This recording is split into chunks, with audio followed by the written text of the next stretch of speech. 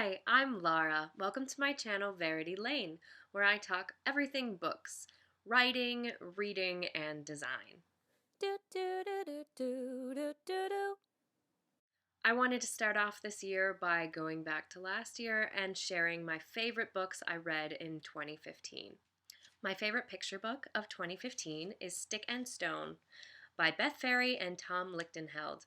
Tom Lichtenheld is the illustrator of Goodnight construction site and Sleep Train, Dream Train. This is Beth Ferry's first picture book.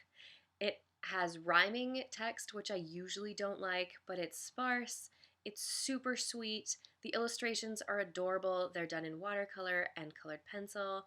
And there's so much characterization between the stick and the stone and how they become friends. It's so cute. I highly recommend it. My favorite adult book of 2015 was Maybe in Another Life by Taylor Jenkins Reid. This is the second book I've read of Taylor Jenkins Reid, and I love her writing. She writes love stories, but I wouldn't necessarily call them romances. It's all about the love of a man and a woman, love of friends, and love of family. This has a great concept. It's like sliding doors. This is Hannah, and she makes a decision that changes her life drastically, and then the book follows her on both of her life paths. And I'm not going to say more than that because I'm going to be recording a really weird video about it later. My favorite YA that I read in 2015 was The Scorpio Races by Maggie Stiefvater. I enjoyed this so much.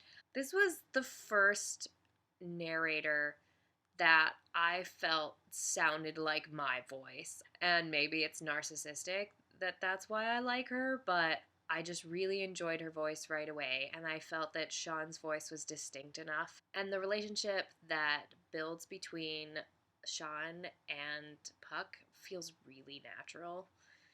So I thought it was authentic. I liked it a lot. I'm jumping around way too much because I'm excited about it. I made my husband read it with me because after the first couple of chapters, I knew that it would be my next favorite fantasy. So I made him read it.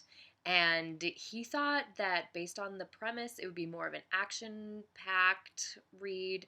And it's really not. So don't go into it thinking that. I mean, you read the back cover copy, and it's about horses who kill each other and eat people, and a girl has to race them. There's really high stakes, but other than that, it's a pretty slow going, slice of life kind of read.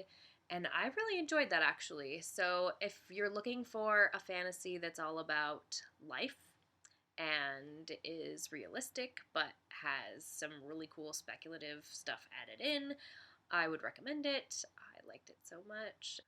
I read quite a few middle grade books in 2015, but I think my favorite was One Came Home by Amy Timberlake.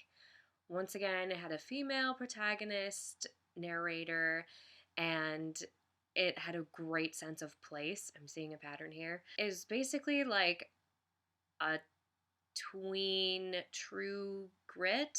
I would recommend it to fans who really like Little House on the Prairie and Anne of Green Gables, but are ready for something a little darker, a little grittier. So I realized that my three favorite books, middle grade, young adult, and adult books, are all first person female protagonist narrators. The Scorpio Races also has a male narrator. I thought that Sean's voice was really authentic. I just read a book where the male voice sounded like a woman writing a boy, and it was kind of awkward, but whatever. Next, I'll be talking about my favorite graphic novels of 2015, and I don't actually know where any of them are, so I'll be including little graphics for you. Favorite graphic novels of 2015. Hope you're there. Happy New Year 2006, you guys! Oh my gosh, it's my senior year of high school and I don't know what I'm doing with my life. College? What?